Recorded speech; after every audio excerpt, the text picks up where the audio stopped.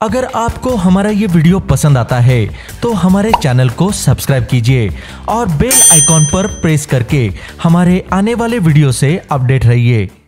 ही website आपल्या संगमनेरकरांसाठी सुरू झालेली आहे आणि आज आपण प्रत्येक जण संगमनेरचाच नाही, आज मुंबई पुणे या शहरामध्ये तर प्रत्येक गोष्ट ही ऑनलाईन खरेदी विक्री चालू झालेली आहे।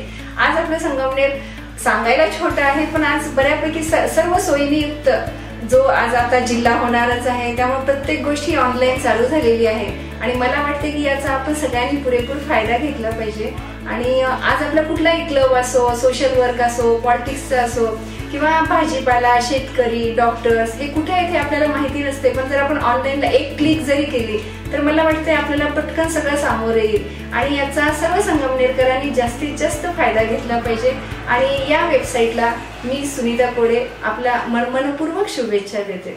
हाय, अगर आपको हमारा ये वीडियो पसंद आया है तो प्लीज लाइक बटन पर क्लिक कीजिए। अगर आप हमसे कुछ पूछना चाहते हैं तो कमेंट बॉक्स में टाइप कीजिए। अगर आप हमारे आने वाले लेटेस्ट वीडियो से अपडेट रहना चाहते हैं तो प्लीज हमारे चैनल को सब्सक्राइब कीजिए।